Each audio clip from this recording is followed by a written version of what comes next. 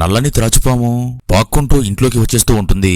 అదే సమయంలో ఇంటిని కడుగుతున్న ఈ అమ్మాయి ఆ నల్లపామును చూసి భయంతో కేకలు వేస్తుంది. అప్పుడు ఇంట్లో ఉన్న తండ్రి బయటికి వచ్చి ఇతడు కూడా ఆ పామును చూసి వెంటనే పక్కన ఉన్న గడ్డపార తీసి ఆ పెద్దని పామును గడ్డపారతో కొట్టి చంపేస్తాడు.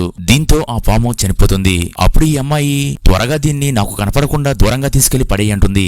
అయితే తండ్రి మాత్రం ఇంట్లోకి వచ్చిన ఆహారాన్ని ఎలా పడేస్తాము అంటూ ఆ పామును తీసుకుని త్వరగా నీళ్లు మరిగించు, దీన్ని ఉడకబెట్టుకుని రుచికరమైన ఆహారం వండుకుందామని అంటాడు. కానీ ఈ అమ్మాయి మాత్రం దీన్ని చూస్తేనే నాకు భయంగా ఉంది, దీన్ని ఎలా తినాలి అంటూ తన తండ్రితో వాదిస్తూ ఉంటుంది. కానీ తండ్రి మాత్రం బజారుకి వెళ్లిన మీ బామ్మను తీసుకురా, దీన్ని ఎలా వండాలో తనకి మాత్రమే తెలుసని అంటాడు.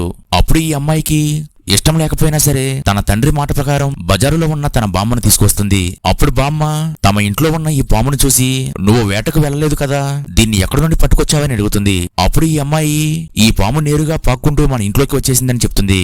అలాగే ఈమె కొడుకు చేతికి అందిన దాన్ని నోటికి అందకుండా ఎలా వదిలేస్తామని దీన్ని నా చేతులతో నేను కొట్టి చంపానని చెప్తాడు. అప్పుడు ముసలావిడ తమ ఇంట్లోకి వచ్చిన పామును చంపేశారని తెలియడంతో భయంతో కంగారు పడుతూ ఉంటుంది. ఇంట్లోకి పాము వస్తుందంటే అది పాము కాదు, ఖచ్చితంగా మన పూర్వీకులు అయి ఉంటారు. నువ్వు అలా చంపడం వల్ల మన కుటుంబానికి అరిష్టం జరుగుతుందని ఈ పెద్దావిడ బాధపడుతూ ఉంటుంది. అయితే ఆ ఇంటికి తర్వాత ఎలాంటి ప్రమాదం వచ్చిందో చూడాలంటే వీడియో లైక్ చేసి నెక్స్ట్ పార్ట్ అని కామెంట్ చేయండి.